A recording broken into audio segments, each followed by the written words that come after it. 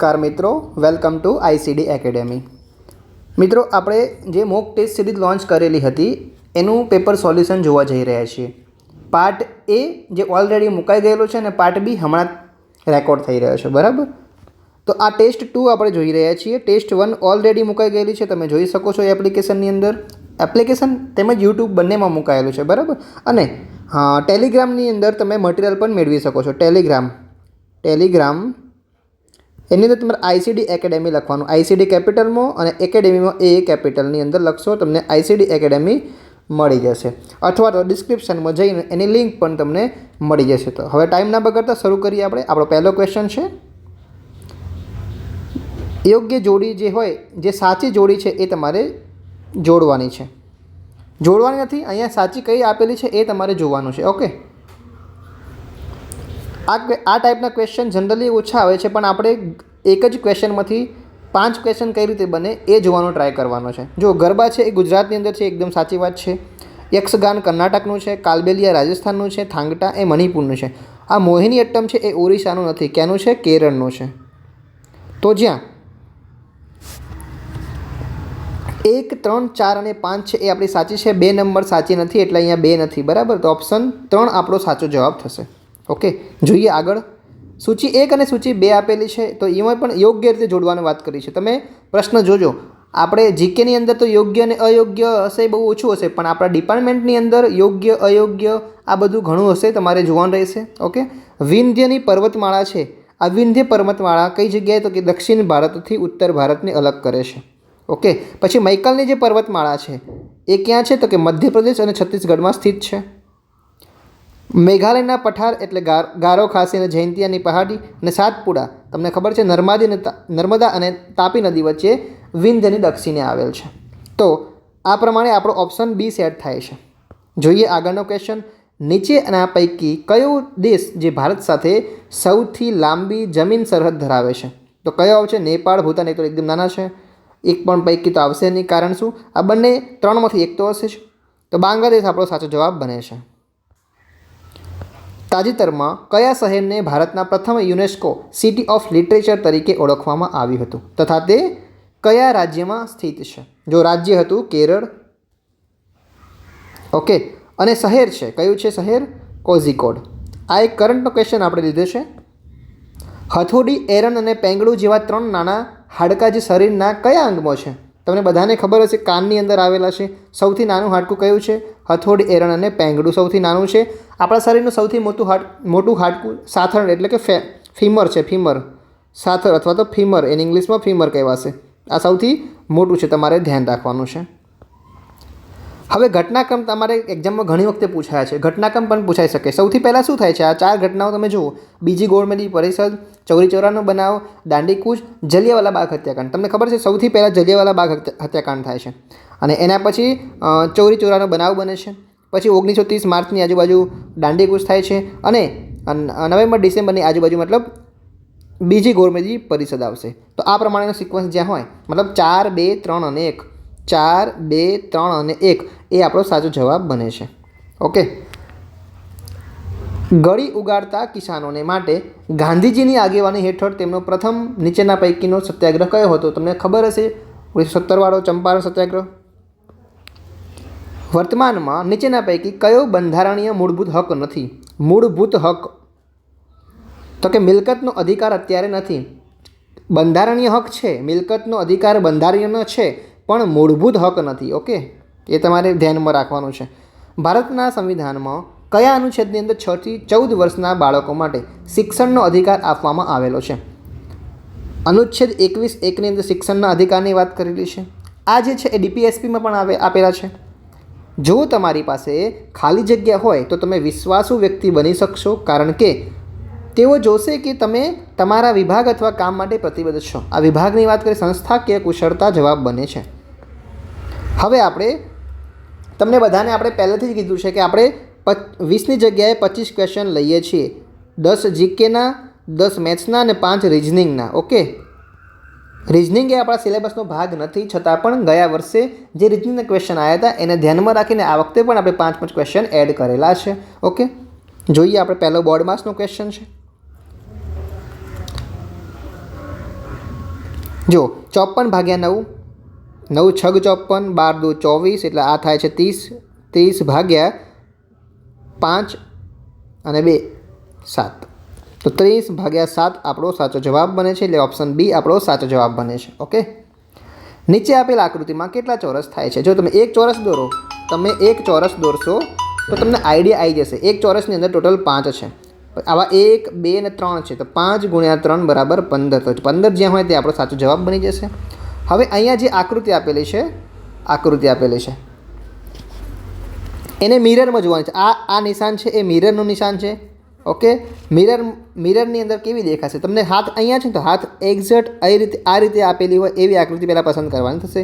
તો કે એવી કે જો આ એવી નથી, કારણ કે આ આમ વળેલું નથી, આ એવી છે.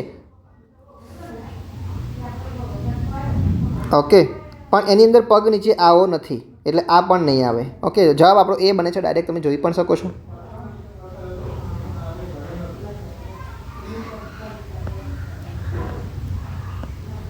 કોઈ એક ભાષામાં મોનિટરને OMPGVCT દ્વારા ઓળખવામાં આવે છે, તો તે જ ભાષામાં કાર્ટૂનને કઈ રીતે લખાઈ શકાય?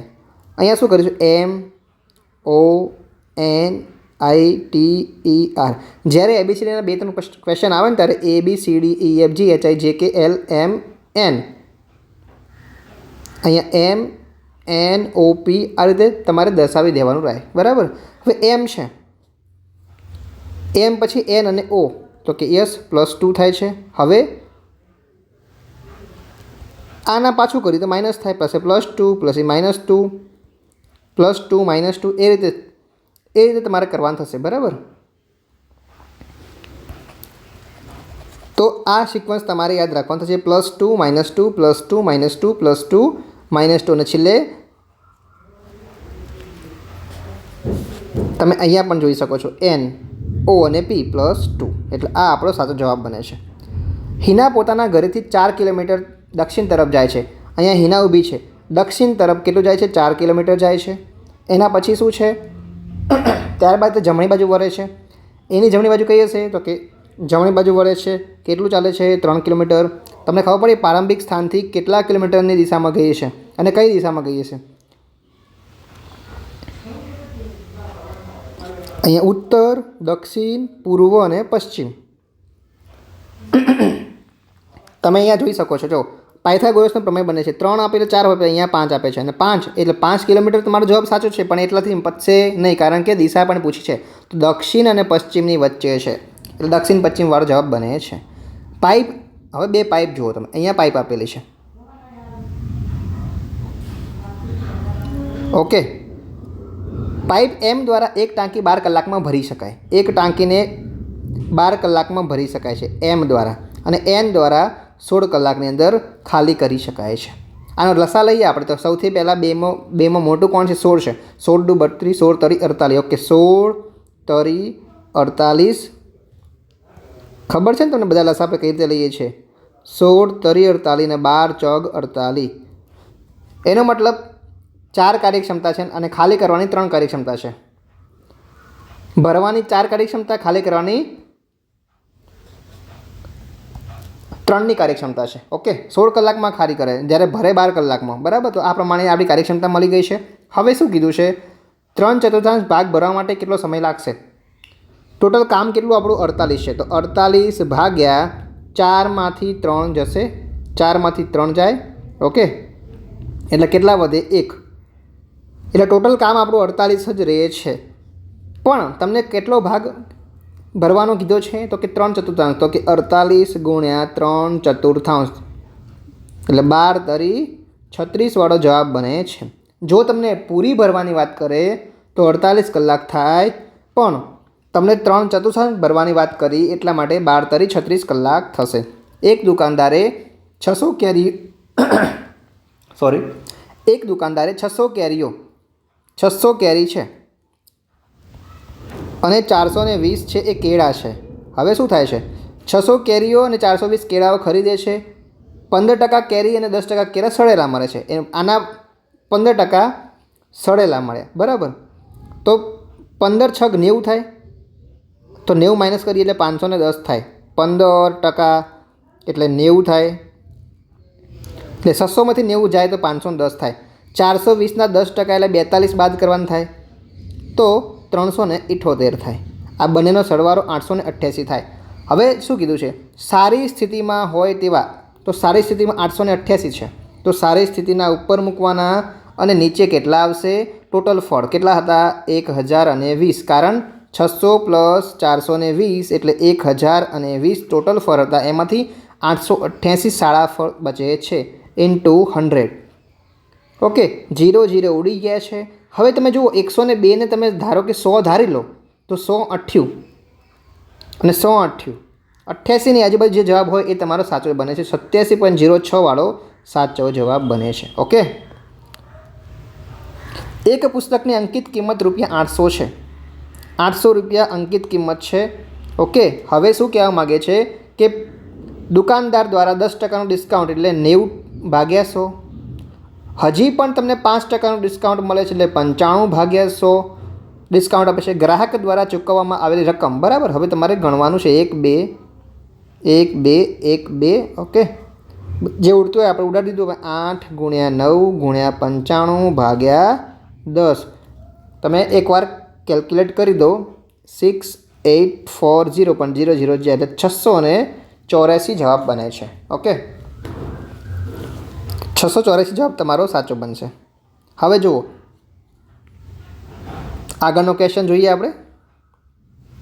16 તળી 48 ગુણ્યા 128/2 એટલે 64 - 4 એટલે 60 પ્લસ 576 24નો થાય ભાગ્યા 8 માઇનસ 5/2 અઢી ગુણ્યા 4 એટલે 10. 8 તરી 24 એટલે 3 - 10 તો 16 × 60 પ્લસ 3 - 10 16 × 96 - 7 બરાબર 953 થશે. બરાબર. ચલો, પ્રત્યેક 100 મીટર લંબાઈ ધરાવતી 2 ટ્રેનો છે. પ્રત્યેક 100 મીટર ધરાવતી 2 ટ્રેનો છે. હવે એ 2 ટ્રેનો એક 40 કિલોમીટરની ઝડપે અને બીજી 60 કિલોમીટરની ઝડપે સમાંતર ટ્રેક ઉપર એકબીજા તરફ જાય છે. હવે એકબીજા તરફ જાય તો શું થાય? ઝડપનો સરવાળો થાય. જ્યારે આપણે લંબાઈનો તો સરવાળો ઓલવેઝ કરીએ છીએ, પણ આમાં ઝડપનો સરવાળો થશે. સામે મળે છે એટલા માટે, એટલે આ બધી ઝડપ સરવાળો થઈ જાય છે. તો જોઈએ અંતર કેટલું છે? 2 ટ્રેનો છે એટલે 100 મીટર આનું અને 100 મીટર આનું, એમ કરીને 200 અંતર થાય છે. ઝડપ 40 + 60 એટલે 100ની ઝડપ થાય છે. પણ ઝડપ કિલોમીટરમાં આપેલી છે, અંતર મીટરમાં આપેલું છે. આ મીટરને અને આ કિલોમીટર પ્રતિ કલાકમાં છે તો 5/18 કરવા પડશે. 100 × 200 બરાબર 2 × 18/5 36/5 બરાબર 7.2 સેકન્ડ. ઓકે, રોહન પ્રથમ 42 કિલોમીટર, રોહન છે એ પહેલાં 42 કિલોમીટર એ કેટલાની ઝડપે? 14 કિલોમીટર પ્રતિ કલાકની ઝડપે ચાલે છે. પછીનું 30 કિલોમીટર છે એ 10 પ્રતિ કલાકની ઝડપે ચાલે છે. અને બાકીનું 48 છે એ 16 કિલોમીટર પ્રતિ કલાકની ઝડપથી ચાલે છે. સરેરાશ ઝડપ તમારે શોધવાની છે. 3ની સરેરાશ ઝડપ શોધવાની છે. કેટલો બને છે? સરવાળો કરી દો. 40/3 જવાબ આવે છે. ઓકે, 16 ને 14 30 ને 10 40. હવે અહીંયા નીચે અહીંયા આ સાઇન બદલેલા છે. પહેલાં તમારે રકમ મૂકી દેવાની 4 32 4 અને 9. ઓકે, હેઝની જગ્યાએ શું છે? ગુણાકાર છે. પછી ગુણાકારની જગ્યાએ પ્લસ છે. પછી @ જગ્યાએ ભાગાકાર છે અને ડોલરની જગ્યાએ માઇનસ છે. સૌથી પહેલાં ભાગાકાર થાય તો કે 8 ચોક 32 થાય માઇનસ 9 9 ચોક 36 માઇનસ આ પ્લસની નિશાની છે એટલે પ્લસ 36 માઇનસ 1 એટલે 35. તો 35 વાળો જવાબ આપણો સાચો બને છે. જો ₹80 અમુક ટકાના વ્યાજે મૂકતા 80 રૂપિયા છે, અમુક ટકાના વ્યાજે મૂકીએ. ધારો કે 80 રૂપિયા છે એને આપણે વ્યાજમાં મૂકી દીધા અમુક ટકા એટલે 8% દરે મૂક્યા, 2 વર્ષ માટે મૂક્યા, તો અંતે તમને 90 મળે છે. તો મતલબ કેટલા થાય? 10 રૂપિયા વ્યાજ મળ્યું. 80 + 10 એટલે 90 થાય. તો વ્યાજ મળ્યું 10. ભાગ્યા 100 એટલે PRN ભાગ્યા 100 મૂકી દીધું આપણે. આ આઈ બરાબર 10 મળે છે કારણ કે 90 રૂપિયા પડત મળે છે. 80 હતા પ્લસ 10 રૂપિયા વ્યાજ મળ્યું એટલે 90. ઓકે, આટલું તો તમને ખબર પડી ગઈ હશે. હવે આર શોધવાનું તમારે પહેલાં, તો આર શોધીએ. આર આર શોધવો હોય તો શું કરવાનું? 0 0 ઉડી ગયા. જેટલું ઉડતું હોય એટલું આપણે ઉડાડી દેવાનું પહેલાં. તો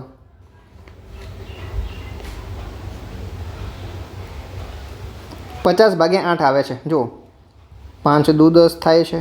10 5 50 ભાગ્યા 8 બરાબર. આર બરાબર 50 ભાગ્યા 8 આવ્યા. હવે તમને શું કીધું? હવે 90 રૂપિયા જે આવ્યા ને એને 5 વર્ષ માટે સાદા વ્યાજે મૂકી દેવાના પાછા.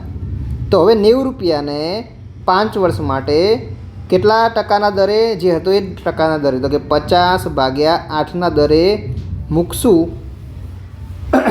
તો કેટલું વ્યાજ આવશે એ આપણે પાછું જોવાનું છે. તો પછી ટોટલ રકમ કેટલી મળે ને એ આપણે ફાઇનલ કરવાનું છે. તો 0 0 0 0 જાય છે.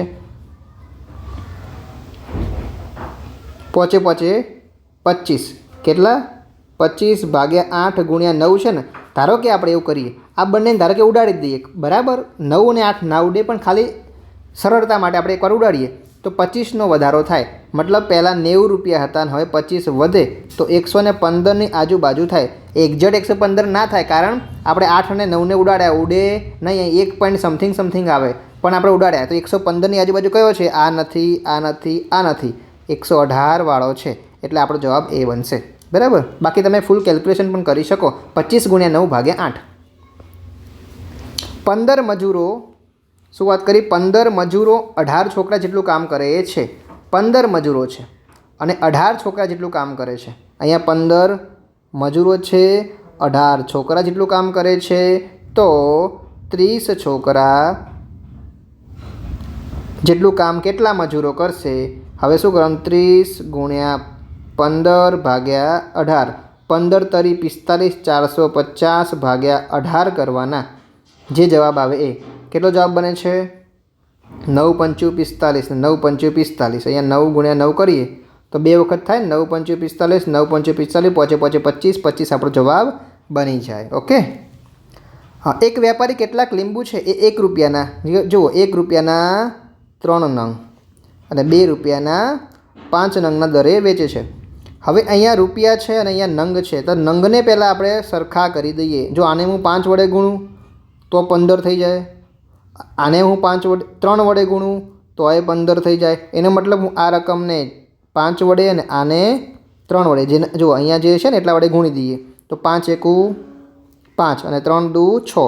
મતલબ 5માંથી પહેલાં રકમ 5 હતી, હવે 6.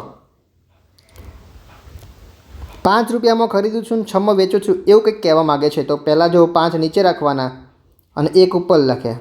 સમજ્યા? 5 પ્લસ 1. જો 5 રૂપિયામાં હું લાવ્યો હતો અને 6માં વેચું, એનો મતલબ પ્રોફિટ 1 રૂપિયાનો થયો. તો 5 ઉપર 1 રૂપિયાનો પ્રોફિટ થયો ગુણ્યા 100.